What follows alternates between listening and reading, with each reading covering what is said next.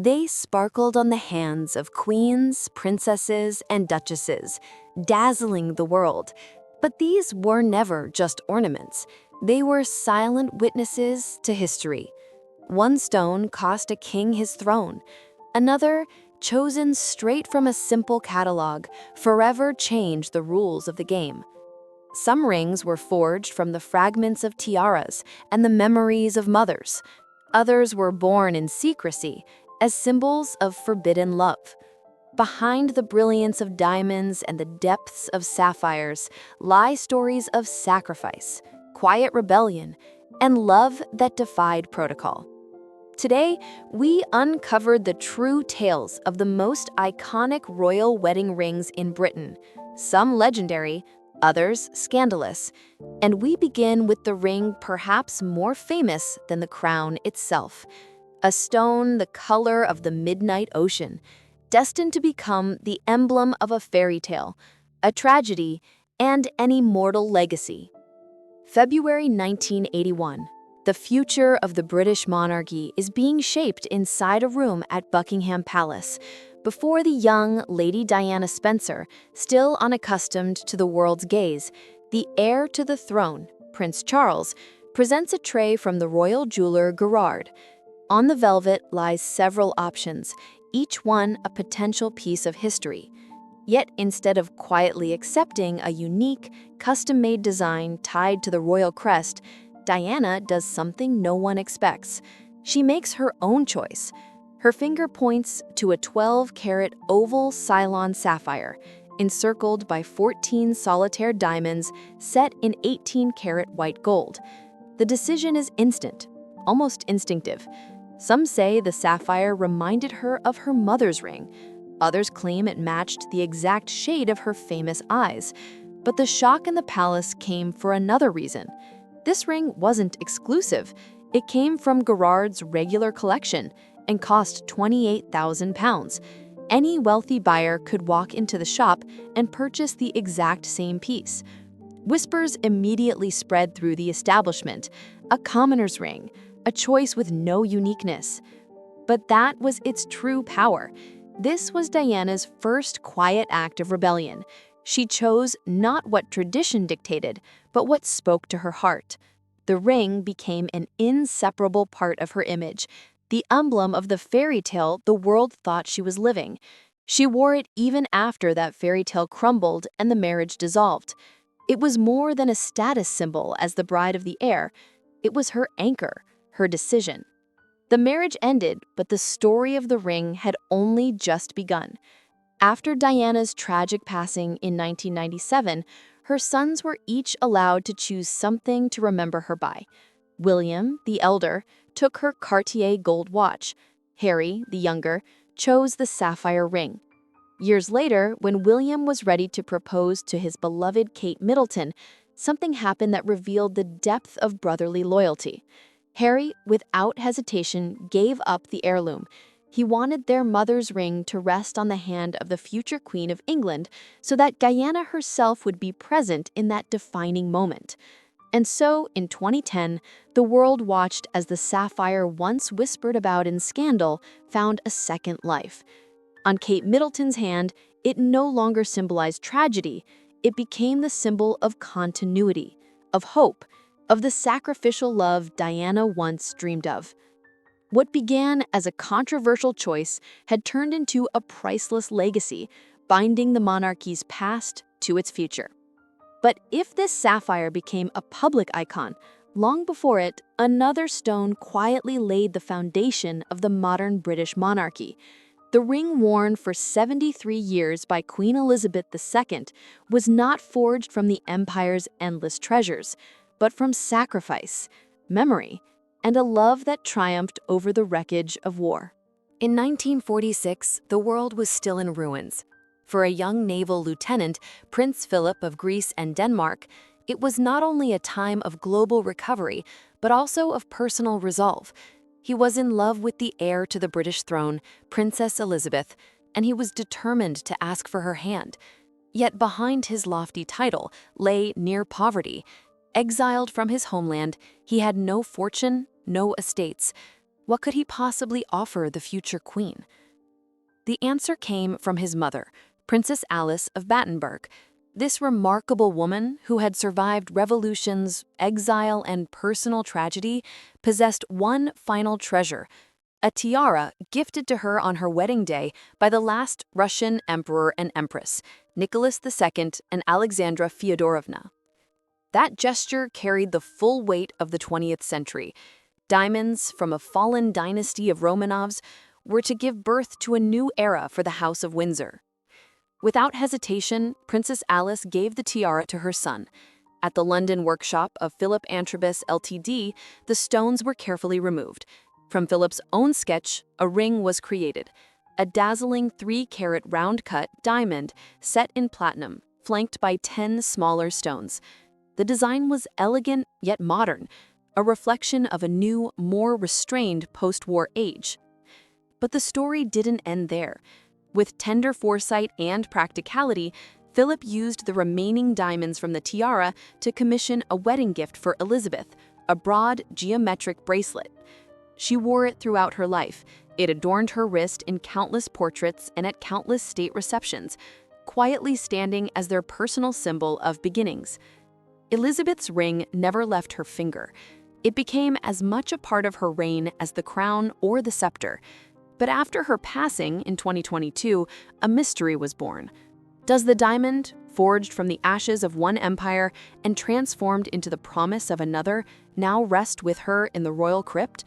Or is it hidden away in the Windsor vaults, waiting for the day it might once again shine on the hand of a future queen? The ancient walls of Windsor Castle remain silent, guarding the secret like a state mystery. Philip had taken the diamonds of his mother to create a symbol of the future for Elizabeth.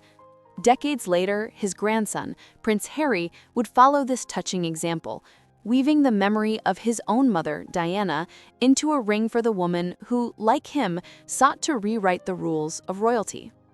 The story of that ring began not in a jeweler's vault, but beneath the boundless skies of Botswana. It was there, far from palace protocol and camera flashes, that Prince Harry and American actress Meghan Markle truly got to know each other and fell in love. And when the time came, Harry decided their ring should tell their story and no one else's. He did not choose a ready-made piece. He became its creator. Working with the jewelers Cleve & Company, he designed a ring where every detail carried meaning. Like Queen Sophie's ring long before, it was a trilogy, but with a completely different spirit. The central stone, a large cushion-cut diamond, was one Harry had personally brought back from Botswana. It was not just a jewel, but a fragment of shared memory, a symbol of the place where their bond began. On either side, he placed 2 smaller diamonds from the personal collection of his mother, Princess Diana. In this way, he fulfilled what he had often said, that he wanted his mother to be with them on this crazy journey. A setting of yellow gold, Meghan's favorite, completed the piece, making the ring not just a royal emblem, but a deeply personal gift.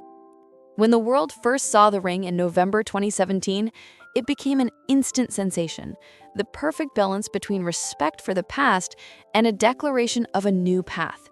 But just like Harry and Meghan's story, the ring did not remain unchanged. About a year and a half after the wedding, observers noticed a difference. The plain yellow gold band had been replaced with a slimmer shank paved with tiny diamonds in micro-pave style. The redesign sparked debate. Some admired the refined update, while others criticized Meghan for daring to alter such a symbolic gift infused with Diana's memory. Harry and Meghan fought for their independence while remaining, in some ways, bound to the family. Yet nearly a century before them, another royal romance shook the monarchy to its core, and its symbol was a ring bought at the cost of an empire itself. 1936. Britain held its breath. On the throne for only a few months, King Edward VIII, the Playboy King, was the talk of the nation, but not for his politics, for his heart. It belonged entirely to one woman, Wallis Simpson. Elegant, witty, and self-assured, the American woman had just one fatal flaw in the eyes of the monarchy. She was twice divorced, and her second divorce was not yet finalized. For the British Empire, for the government, and most of all for the Church of England, of which the king himself was the head, such a union was unthinkable. The king could not marry a divorced woman. Edward faced a choice no British monarch had ever faced before: the throne or love. His answer was not given in Parliament, but in silence, expressed in the language of precious stones. On October 27, 1936, the day Wallace's divorce was officially granted, he proposed. And the ring he offered was as unconventional and defiant as their union itself. Instead of the classic diamond or sapphire symbolizing purity and loyalty to the crown, he chose a stone that embodied luxury, passion, and the daring of a new age. It was a colossal rectangular emerald weighing 19.77 carats, purchased from Cartier. Its deep green hue was almost hypnotic, but the true essence of their vow was hidden from the public eye. Inside the platinum band was engraved a short but all-encompassing phrase: "We are ours now, 27x36. That inscription transformed the ring from a mere jewel into a manifesto. It was a point of no return. Barely 6 weeks later, on December 10, 1936, Edward VIII signed the Act of Abdication, addressing the nation in a radio broadcast with words that would enter history. "I have found it impossible to carry the heavy burden of responsibility and to discharge my duties as king without the help and support of the woman I love." But if Edward VIII sacrificed everything for love, the Queen's younger sister, Princess Margaret, spent her life trying to balance duty and desire. She had once already been forced to give up her love for the divorced Captain Peter Townsend in the name of duty, and her engagement ring from her second, seemingly perfect choice would become the clearest reflection of her rebellious artistic heart. By 1960, Princess Margaret was a style icon, glamorous, witty, and willful. She lived in the shadow of her sister, the Queen, and her broken heart after Townsend was common knowledge. So when the palace announced her engagement, Britain breathed a sigh of relief. But her chosen one once again broke every rule. He was no prince, no aristocrat, but Anthony Armstrong Jones, a fashionable society photographer and a fixture of London's bohemian world, a commoner. Their romance was a whirlwind of passion and art, and the ring he gave her was its perfect embodiment. Anthony, an artist to the core, did not go to a royal jeweler for a ready-made piece. He designed it himself, turning the ring into a personal dedication to his muse. He rejected traditional sapphires and diamonds. For Margaret's fiery, passionate spirit, he chose a central stone that spoke her language, a ruby, a gem the color of blood and wine, symbol of untamed vitality. But the true secret was in the design. Antony ordered that the diamonds encircling the ruby be cut and set in such a way that the entire composition resembled a rosebud about to bloom. This choice was no accident. Margaret's second given name at birth was Rose. Thus, the ring became more than a jewel. It was a portrait in gemstones, a love letter only they could fully understand. It was not a symbol of dynastic union or state duty. It was an artifact of their private bohemian world, where she was not just a princess, but a woman named Rose. Their engagement was kept secret until Queen Elizabeth gave birth to Prince Andrew, adding a layer of intrigue and mystery to their story. Margaret's ruby was unique, but almost 30 years later, another, spare Prince Andrew would choose the same fiery stone to reflect the character of his bride, beginning a new jewel tradition in the House of York. By 1986, the British royal family seemed to have found fresh energy. Alongside the reserved, already iconic Diana, there appeared another figure, Sarah Ferguson, or simply Fergie. Loud, energetic, with a mane of flaming red hair and a contagious laugh. She was a breath of fresh air. Her romance with the Queen's favorite son, Prince Andrew, was swift and passionate, and the ring he gave her perfectly captured her spirit. Working with Gerard, Andrew created a ring that instantly became legendary. He set aside the now traditional sapphires and chose instead a rare Burmese oval ruby. Its shade of pigeon's blood was more than a jewel, it was a compliment. Andrew later admitted he chose it because the ruby reminded him of Sarah's hair. Around this fiery heart, he placed 10 sparkling diamonds, forming a design like a blazing flower or an exploding star. The ring was bold, bright, and unforgettable, just like the Duchess of York herself. Decades passed. Andrew and Sarah's marriage ended, but their bond as parents remained strong. And when their younger daughter, Princess Eugenie, announced her engagement to Jack Brixbank in 2018, the world gasped. The ring on her finger looked strikingly familiar. The shape, the style, the diamond halo around the central stone, all of it was a clear homage, a tribute to her mother's famous ring. But at its heart lay a unique secret. It was not a ruby. It was one of the rarest and most coveted gems in the world, a Padparaja sapphire. This stone, whose name in Sinhalese means lotus blossom, glows with a rare pink-orange hue, reminiscent of a sunset sky. Rarer than rubies or emeralds, each Padparaja is utterly unique. Eugenie's fiancé Jack later explained his choice, adding another layer of romance. "I found this stone and immediately knew it was for you. It changes color in different light, just like Eugenie." Thus, history came full circle. Eugenie had not copied her mother's ring, she had reimagined it. She kept the form and the family's aesthetic, but chose a stone that was rare, modern, and told the story of her own love. The Yorks' fiery legacy did not fade. It transformed into the delicate, rare radiance of a lotus blossom. Love stories in the royal family are rarely simple. The Yorks' marriage was full of highs and lows, but perhaps no ring symbolizes such a long and thorny road to acceptance as the one now worn by Queen Camilla. For decades, she was known as the third person in the marriage, the shadow cast over Charles and Diana's fairy tale. Camilla Parker Bowles endured years of public scorn and relentless press attention. So when, in 2005, nearly 35 years after their first meeting, Prince Charles finally had the chance to propose, the choice of ring carried enormous weight. It could not simply be a beautiful jewel, it had to be a statement.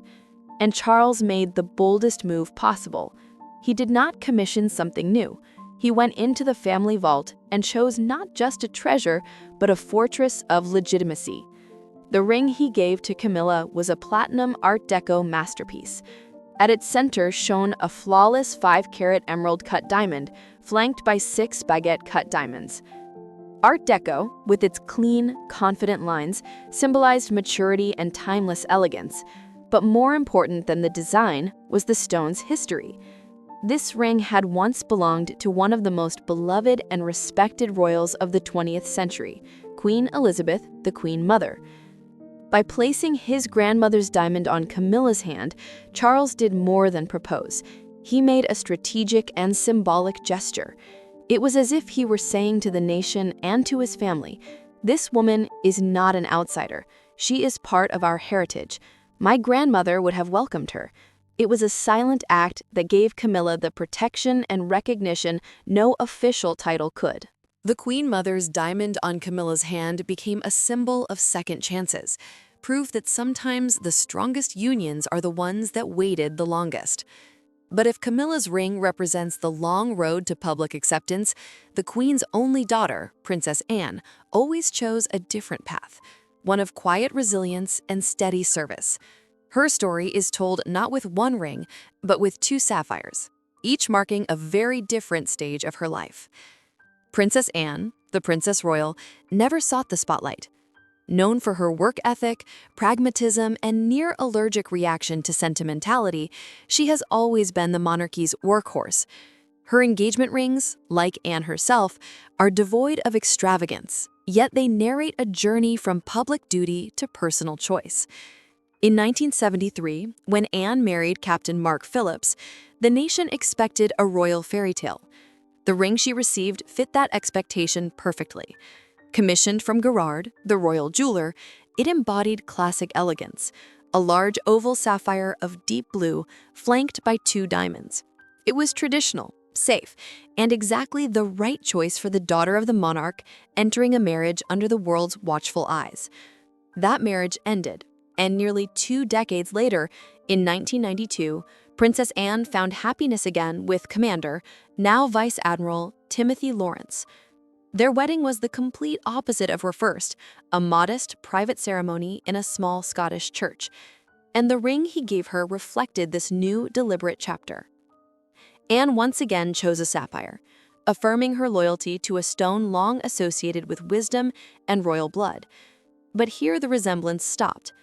The second ring held a cabochon sapphire, a smooth, polished gem with no sharp facets, glowing quietly from within rather than sparkling outwardly.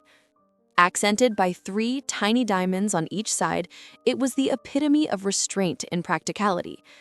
Anne had always been known for her unshakable sense of duty, and over time that same quality, quiet, steadfast service to the crown, was also seen in the wife of the Queen's youngest son, Sophie. Her ring, like the woman herself, became a reflection of harmony, stability, and understated dignity. By the late 1990s, the monarchy had been battered by what the Queen once called her annus horribilis, a year of divorces and scandals. Against that backdrop, the union of Prince Edward and Sophie Rhys-Jones, a successful PR executive, felt like a breath of fresh air. Their long, steady courtship culminated in an engagement in 1999 that promised not drama, but a safe harbor. The ring Edward chose was the perfect symbol of that promise. Crafted by Asprey and Gerard, it wasn't meant to shock with size or extravagance. Instead, it spoke the timeless language of jewelry design. It was a trilogy ring, one of the most romantic and symbolic styles in history. At its center lay a flawless 2-carat oval diamond, its classic shape symbolizing eternity. But the secret was in the details. On either side of the central stone, Edward placed 2 smaller diamonds cut in the shape of hearts, a tender, unmistakable nod to their love. The symbolism of the trilogy is simple yet profound. 3 stones representing the couple's past, present, and future. It was a promise of a long journey together, offered at a moment when the family desperately needed stability. Presenting the ring to the press, Prince Edward quipped, "If the sun catches it, you'll need your sunglasses." Sophie's ring became a lasting emblem of quiet, confident love. But if Sophie's classic trilogy reflects eternal values, the new generation of Windsors has shown a desire not only to honor tradition, but to shape their own, weaving history into modern design. And no one has done this more gracefully than Princess Beatrice. The elder daughter of Prince Andrew and Sarah Ferguson, Beatrice has always had a keen sense of style. Her fiancé, property developer and designer Edoardo Mapelli-Mazzi, shared her passion for art. So when he decided to propose in 2019, it was clear this would not be a simple purchase of a ring, it would be a creative act. Instead of turning to the traditional royal jewelers, Edoardo sought out contemporary British designer Sean Lean, known for his bold, almost sculptural creations. Together, they set out to create something unique, a ring that would be not just an ornament, but a dialogue between 2 eras and 2 personalities. The result was a masterpiece that harmoniously combined both their tastes. Edoardo's love of clean lines and Art Deco geometry found expression in tapered, baguette-cut diamonds flanking the central stone. Meanwhile, Beatrice's affection for romance and the intricate details of the Victorian era shone through in the classic platinum setting with 6 delicate claws embracing the central diamond. The central stone, a flawless, ethically sourced 2.5-carat round diamond from Botswana, became a symbol of their modern outlook. Thus, Princess Beatrice's ring is neither an heirloom passed down through generations nor a standard catalog design. It is a work of art, born of collaboration and love. It represents the fusion of 2 worlds, old and new, masculine and feminine, Art Deco and Victorian. It is the physical embodiment of a modern partnership where personal stories matter as much as centuries-old traditions, and where a couple doesn't simply inherit history, but confidently create their own. Zara, Princess Anne's daughter, is a unique figure within the royal family.